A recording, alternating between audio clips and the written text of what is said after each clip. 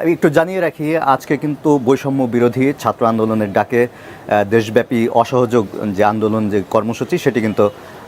পালন করছে আন্দোলনকারীরা। এরই মধ্যে সকাল থেকেই আমরা দেখেছি যে সারা দেশেই এই কর্মসূচি পালন করা হচ্ছে এবং এই সুযোগে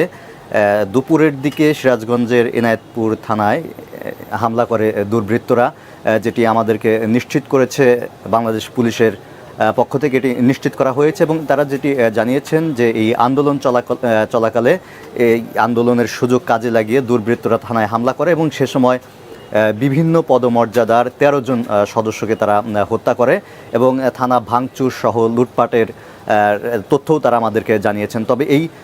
13 জনের মধ্যে কে কোন পদবি সেটি কিন্তু এখনও নিশ্চিত করতে পারেনি পুলিশের পক্ষ থেকে, কারণ সেই হামলার পর থেকেই এনায়েতপুর থানার সাথে পুলিশের যে ঊর্ধ্বতন যেই কর্মকর্তা যারা আছেন, অর্থাৎ এনায়েতপুর থানা রাজশাহী রেঞ্জের অধীনে, এবং বাংলাদেশ পুলিশের পক্ষ থেকেও কিন্তু এই থানার সাথে যোগাযোগ করার চেষ্টা করা হচ্ছে, কিন্তু তারা এখন পর্যন্ত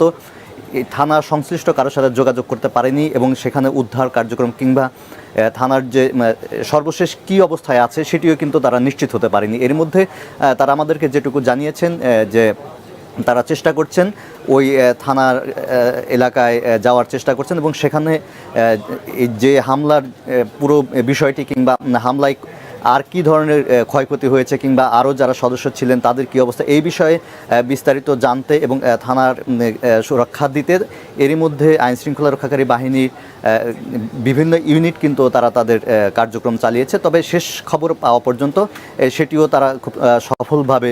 শেষ করতে পারেনি, অর্থাৎ সেখানে এখন পর্যন্ত তারা যে উদ্ধার কার্যক্রম চালানো কিংবা সেই থানার সর্বশেষ কী পরিস্থিতি সেটি কিন্তু আমাদেরকে এখনও জানাতে পারেনি। আমি আরেকটি জানিয়ে রাখি, এই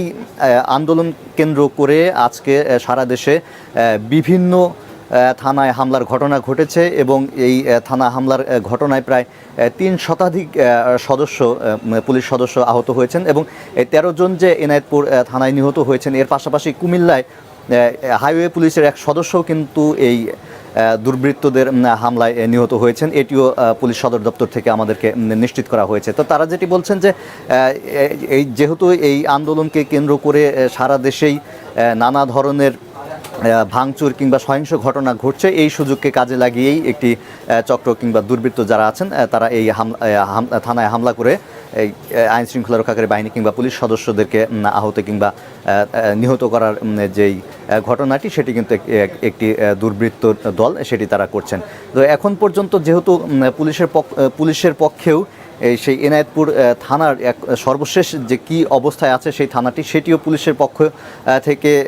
নিশ্চিত হতে পারেনি, যার ফলে তারা আমাদেরকে নিশ্চিতভাবে সর্বশেষ কী অবস্থায় আছে সেই থানার